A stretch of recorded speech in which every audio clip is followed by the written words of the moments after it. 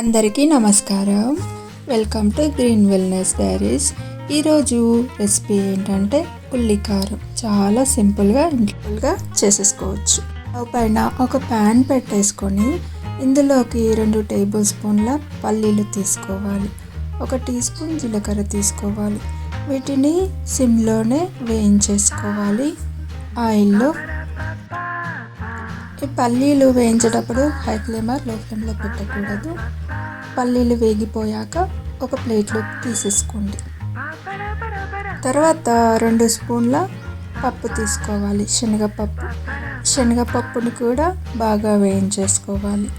శనగపప్పు వేగాక మరొక ప్లేట్లోకి తీసేసుకోవాలి. పల్లి ప్లేట్లోకి తీసుకోవద్దు. తర్వాత మినపప్పు తీసుకోండి, 1 టీ స్పూన్. ఈ మినపప్పును కూడా బాగా వేయించేసుకోండి.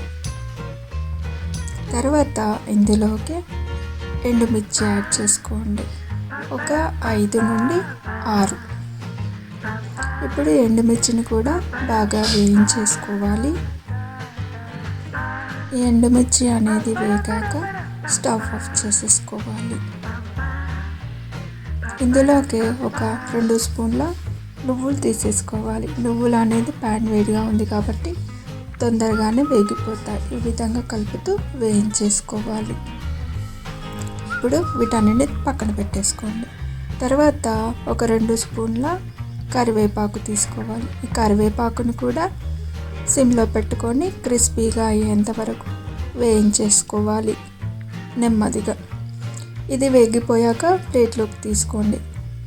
ఇందులోకి ఒక చిన్న చింతపండు, స్టవ్ ఆఫ్ చేసుకోవాలి. ప్యాన్ వేడికే సరిపోతుంది ఇది. ఈ చింతపండు వేగాక మరి కొంచెం ఆయిల్ తీసుకోవాలి. ఇక్కడ నేను 2 మీడియం సైజ్ ఆనియన్స్ తీసుకున్నాను. ఇలా సన్నగా కట్ చేసుకున్న తర్వాత ఒకసారి ఇలా మెదుపుకోవాలి. ప్యాన్లో ఆయిల్ యాడ్ చేసుకున్న తర్వాత ఇప్పుడు ఆనియన్ను వేయించుకోవాలి. సిమ్లోనే పెట్టేసుకోవాలి, హై ఫ్లేమ్లో మాత్రం పెట్టకూడదు. ఈ విధంగా కలుపుతూ ఉండాలి నెమ్మదిగా. ఇందులోకి ఆనియన్ అనేది తొందరగా ఫ్రై అవ్వడానికి 1 టీ స్పూన్ సాల్ట్ యాడ్ చేసుకోండి. సాల్ట్ యాడ్ చేసుకుంటే తొందరగా వేగిపోతుంది ఇలా వేయడం వల్ల.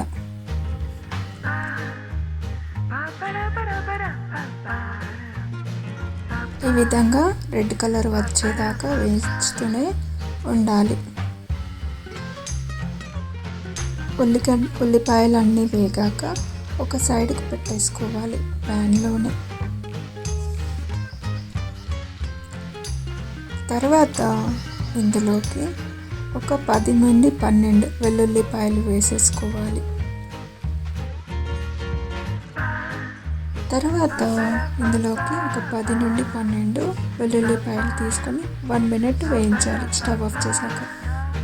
ఇప్పుడు ఒక మిక్సీ జార్ తీసుకొని ఇందులో పప్పులు, నువ్వులు, అలాగే మిర్చి, చింతపండు ఇవన్నీ వేసి మిక్సీ చేసేసుకోవాలి.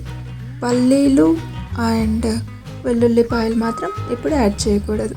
ఈ విధంగా కోర్స్గా బ్లెండ్ అయ్యాక ఇందులోకి ఆనియన్ అనేది ఫ్రై చేసి పెట్టుకున్న ఆనియన్స్ని ఇప్పుడు యాడ్ చేసేసుకోవాలి. ఇప్పుడు వీటిని కూడా బాగా మెత్తగా కాకుండా కొంచెం కోర్సుగానే మిక్సీ చేసేసుకోవాలి వీటన్నింటిని.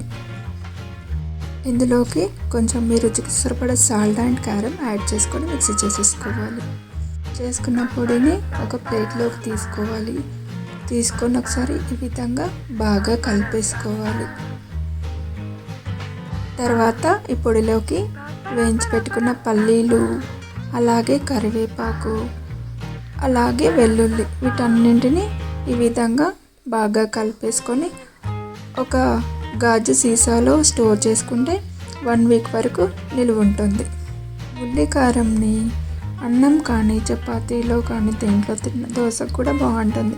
ఈ వీడియో కనుక మీకు నచ్చినట్లయితే లైక్ చేయండి, షేర్ చేయండి, కామెంట్ చేయండి, సబ్స్క్రైబ్ చేయండి. వాచింగ్.